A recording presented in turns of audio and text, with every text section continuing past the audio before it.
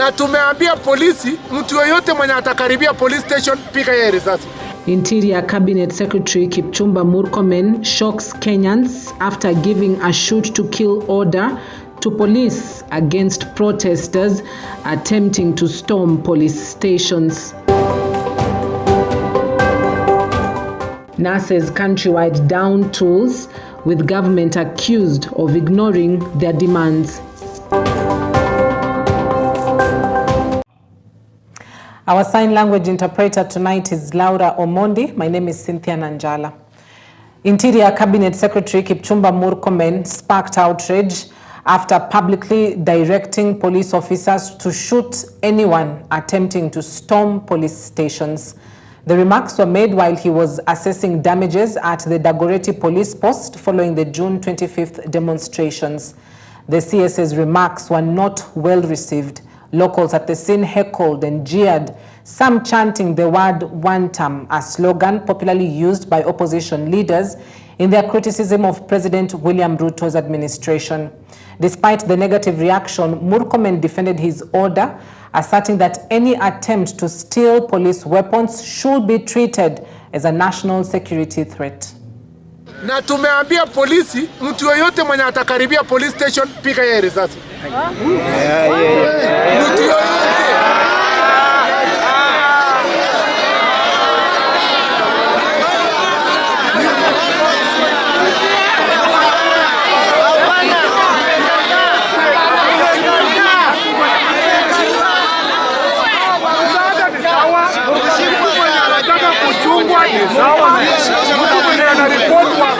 Ni sawa, lakini mtu mwenye anajaribu kuenda kuiba bunduki ati anaenda kunyang'anya polisi bunduki,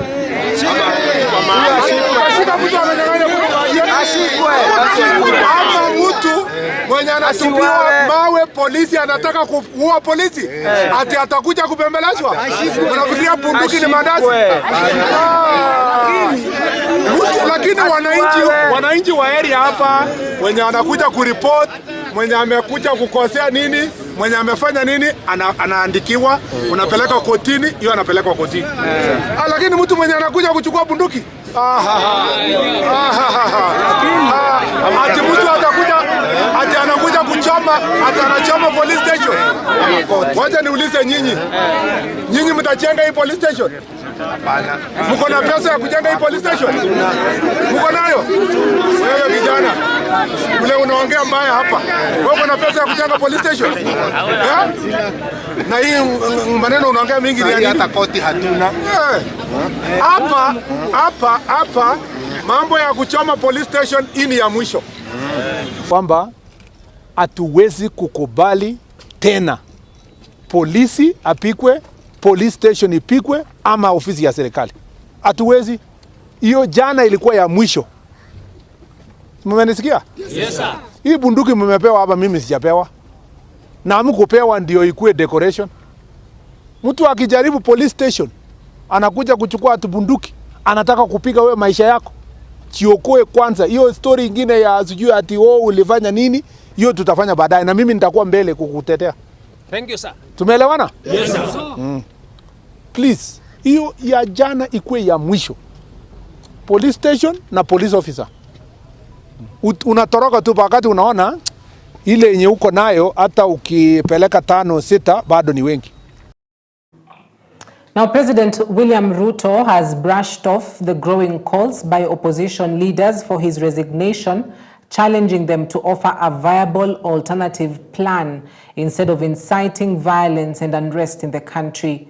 Speaking amid rising political tensions and nationwide anti-government protests, the head of state dismissed the chants of Ruto must go as empty rhetoric unless accompanied by lawful and constructive strategy.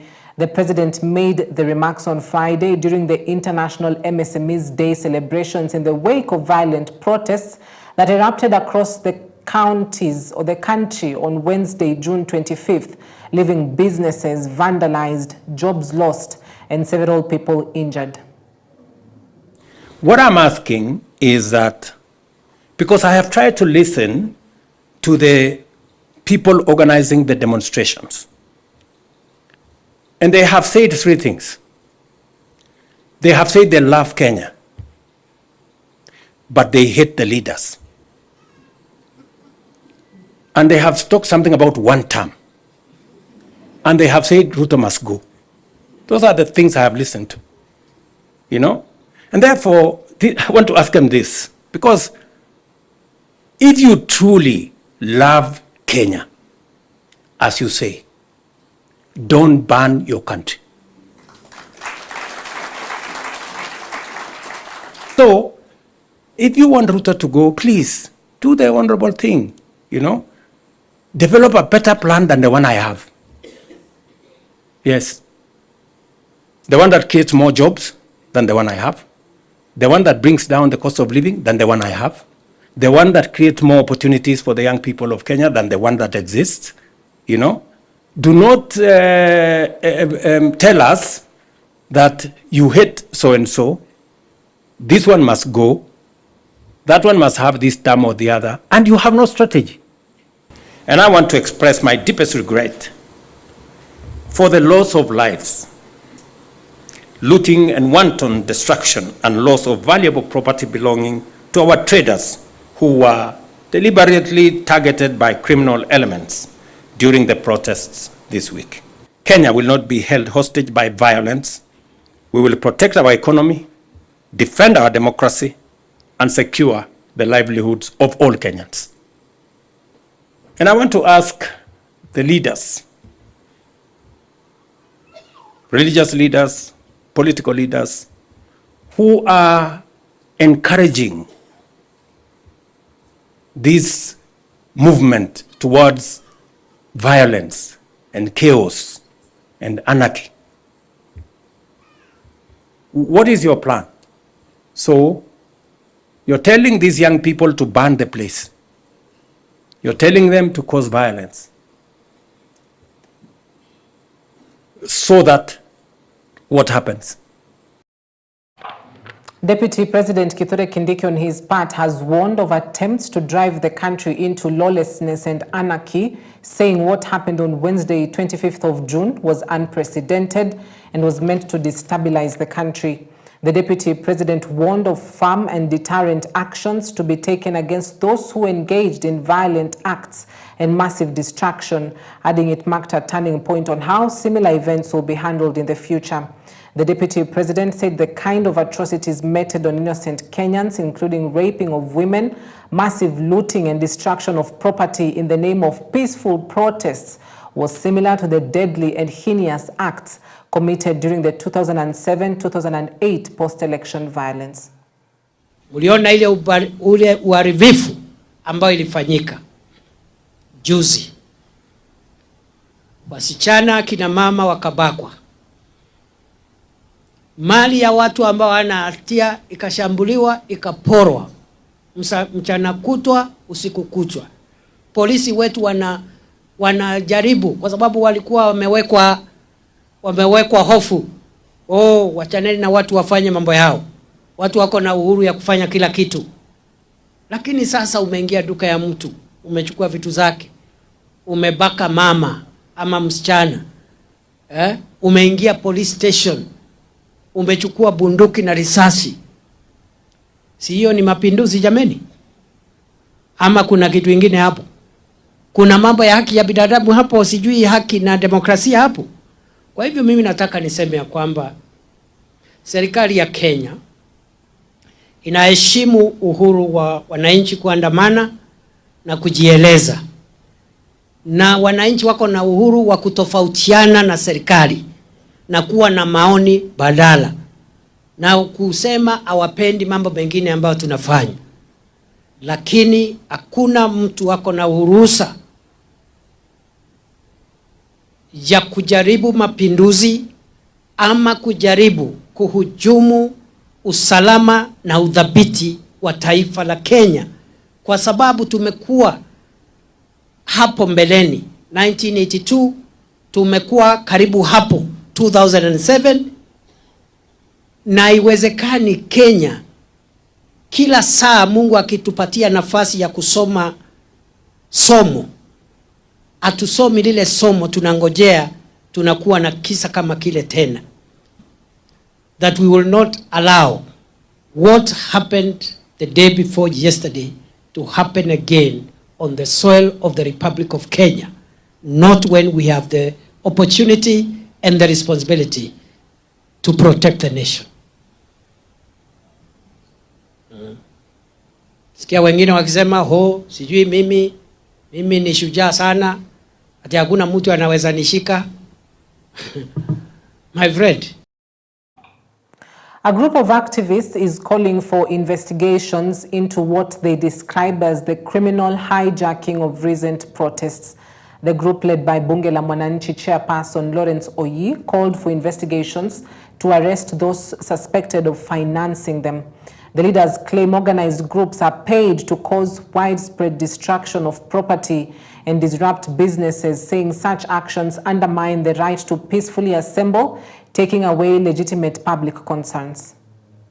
Haya maandamano yaliyofanywa kwangu mimi siwezi ita maandamano. Ilikuwa ni wizi mkubwa ambao ulitendeka katika jiji hili. Na ninapozunguka naona huzuni kwa wale ambaye walipoteza mali siku hiyo. Na waliopoteza mali ni vijana wadogo ambaye wamejaribu sana, wakapata loan, wakafungua vibanda zao vidogo vidogo. If you walk downtown today, you would think we are in Iran because of the destruction that has happened. And we saw goons that have never been seen before in this town. Goons that would rob and also burn shop. As Bunge la Mwananchi, we continue criticizing some of the policies of this government, but we do not support mayhem and anarchy and violence in the name of criticizing this government. As Bunge la Mwananchi, we would like to distance ourselves and dissociate ourselves from all forms of violence perpetrated. Tunataka kuona action. Tunataka kuona watu wanashikwa. Tunataka kuona watu wanafungwa, kwa sababu hawa watu wanajulikana, na sisi kama Bunge la Wananchi tumewataja kwa jina. Failure to do so kwa ofisi zenu.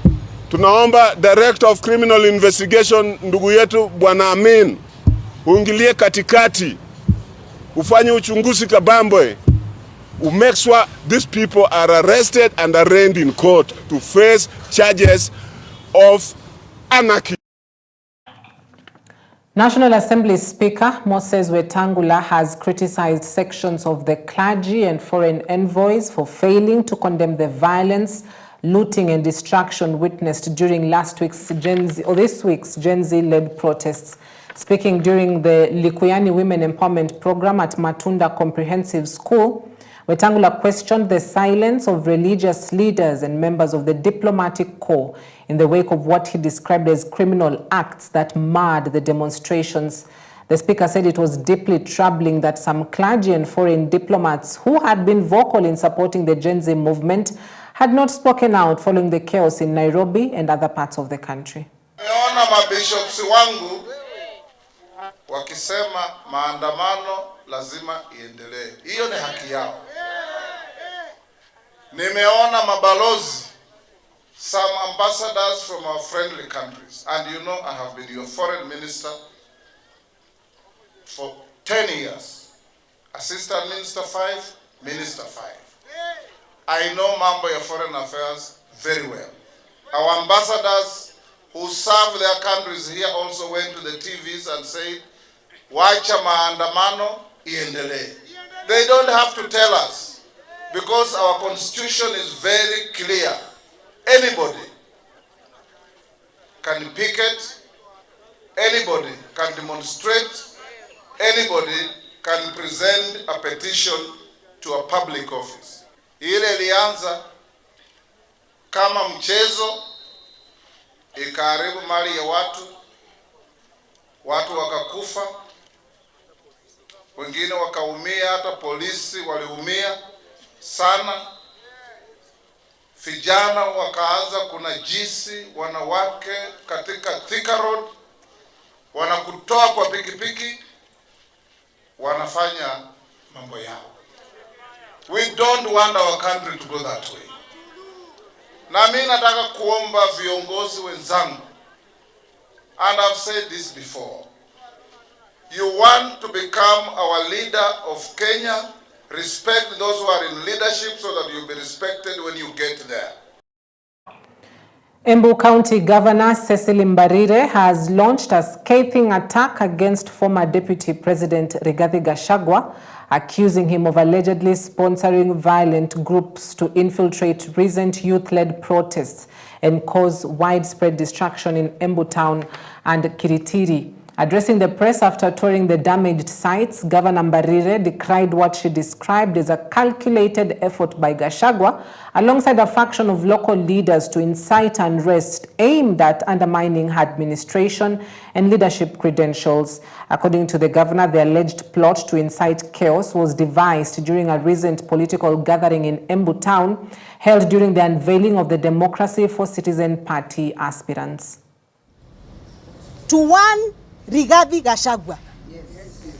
And I will tell you, and I do not care how strong you may be, but you will not intimidate me anymore. And I will not stay silent, Rigathi Gachagua. Kama wewe ni Mungu, take my life today. The worst that can happen to me is for me to die, and you only die once, Rigathi Gachagua. You cannot turn Embu into a battlefield. You cannot claim to like the people of Embu and love the people of Embu and punish them at the same time. Hiyo supermarket ambayo imeharibiwa jana ni supermarket imeajiri watu wa Embu. Whether they may be wa Embu, wa Kikuyu, wa Kamba, they are people of Embu County. Who is suffering today? Is it your son who is suffering, or those who have lost their jobs today? Why do you think you can get power through the back door, Rigathi Gachagua? Why do you think that those of us who refuse to listen to you do not matter? That it is either you are way or no way? Kwani hatuna fikra sisi ya kufikiria what is good for our people? Wewe tu ndio unajua. Then you come here, you use local leaders, unachukua Mukunji, amekuwa your spanner boy. Yeye ndiye anapanga kila kitu. Yeye ndiye anapanga hii mambo yote ni yeye. And let him not threaten me. Let him not threaten me. And I have this to tell Mheshimiwa Mukunji. My friend, you've only been in politics for 3 years. I have been in politics for 23 years, and I want to tell you, the path you're taking is path to self-destruction. Unaharibiwa hapa na Rigathi unafikiria na kutumia vizuri ilhali, he's just spoiling you. And I want to tell you, I have never seen any leader in Embu, even those that were before me, do the kind of things you are doing to the people of Embu in the name of getting power. You cannot be governor by how much distraction you give to your people. You can only be governor by the issues you raise on behalf of your people. All right, in response to that, Manyata Member of Parliament Gitonga Mukunji has echoed calls for investigations, demanding the arrest and prosecution of those responsible. He characterized the looting witnessed during the protest as a coordinated effort to undermine the right to protest, citing reports of out-of-county goons hired to infiltrate peaceful protests. Mukunji urged citizens to share information with authorities, noting that Governor Cecily Mbarire had warned of planned demonstrations beforehand. Nimeona watu wengi sana wakijaribu kuleta jina yangu kwa maneno ya siasa katika demonstrations. Kitu ya kwanza, mimi siku ya jana I was very busy kwa sababu watu ambao mimi ni marafiki wangu walikuwa wamepoteza watu ambao wako karibu na wao. Nilikuwa mazishi na nilikuwa very busy katika mazishi. Na wale watu ambao wanajaribu kuleta jina langu kwa hii maneno ni watu ambao wanajulikana. Gavana ya Embu juzi usiku alikuwa ametoka akasema anajua kuna goons zinapangwa kutoka sijui wapi Kirinyaga. na hii ni kazi ya goons ambayo tumeona hapa. Mimi ningetaka kumwambia aandikishe statement, aseme hizo goons alikuwa amepata fununu ziko wapi, na hao ndio watu walikuja kuharibu mali ya watu yetu huku Embu. Na niseme ya kwamba hii maneno ya kuleta jina yangu kila mahali ni kitu ambayo mimi nashtumu. Ukiletea watu mahindi ikote kumea, unasema ni Mokonji. Kama ni mimi nilipeana hiyo tenda ya 38 million. Maneno yako ikienda mbaya hata kwa nyumba unasema ni Mokonji. Mokonji ni kijana ambaye anapenda amani. All right, allow us to take a quick breather. At that point, we'll be back shortly with more news making headlines on the other side. Stay with us.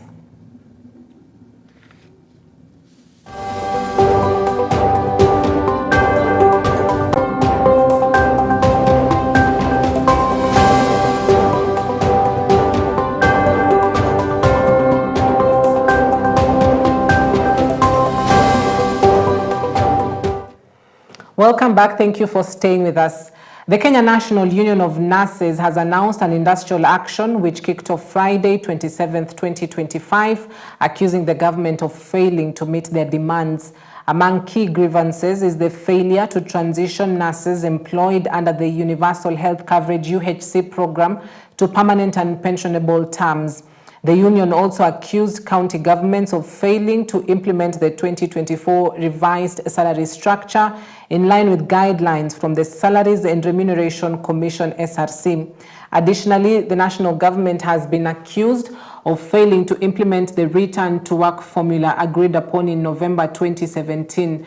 And while county governments have been blamed for stalled negotiation and conclusion of the new collective bargaining agreements, CBAs.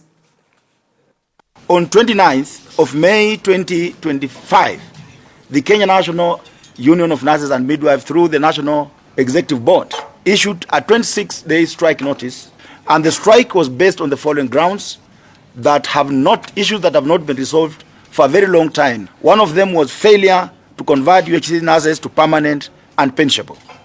Another issue, number 2, failure to implement the SRC salary of 2024. Failure to implement the return to work formula of 2nd November 2017.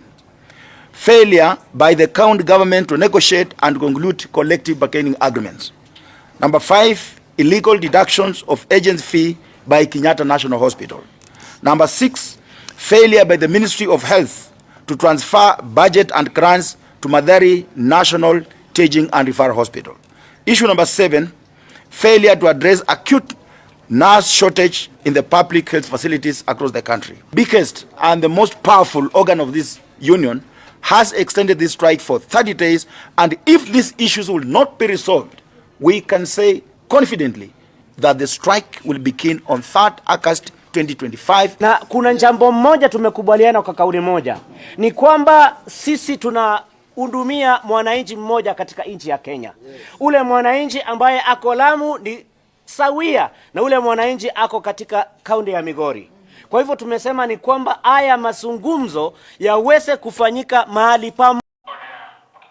The Kenya Union of Post-Primary Education (KUPPET) has proposed a 3-tier school system to address CBC challenges.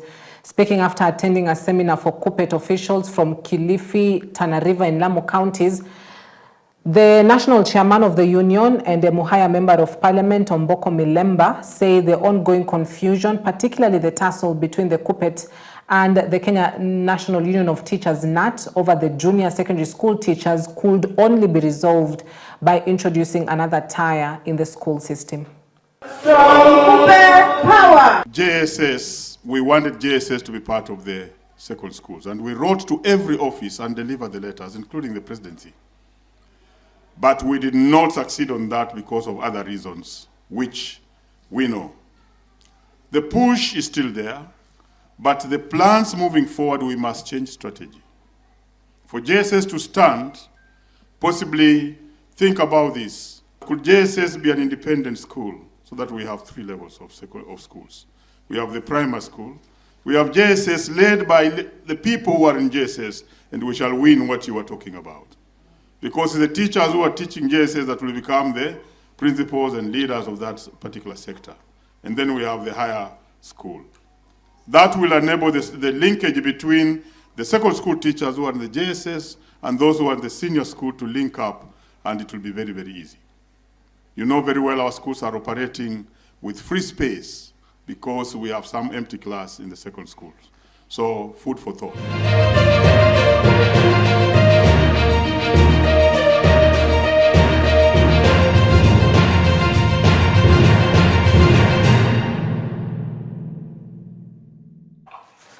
Now to sports, triple Olympic champion Faith Kipyegon failed in her first attempt to become the first woman to run a 1-mile race in under 4 minutes in the race dubbed Breaking 4 in Paris, France.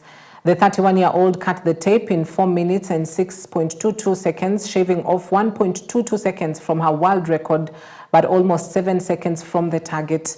Running with 13 pacemakers, 11 men and 2 women, Kipyegon completed the first lap in 1 minute and 20 seconds and ran through 800 meters in 2 minutes and 75. The triple world champion went through the bell in 3:01 and took about 1 minute and 5 seconds for the last lap, which was the slowest.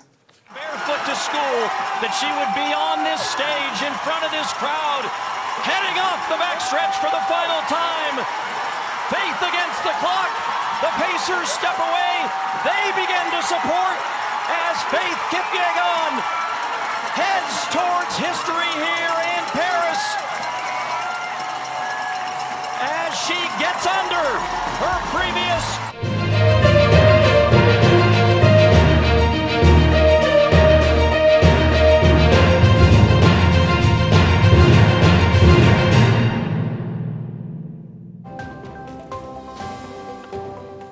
Tell you what, she did incredible. She did incredible because this was just the first attempt, and you know, obviously she's going to go for it again, and she could be the one to break it or not, but at least she's proven that even top female athletes can put their mind into achieving something that has never been achieved before. So we are proud of Faith and wish her all the best as well. Thank you for watching tonight. Our sign language interpreter is Laura Omondi. My name is Cynthia Nanjala. Have yourself a blessed weekend ahead.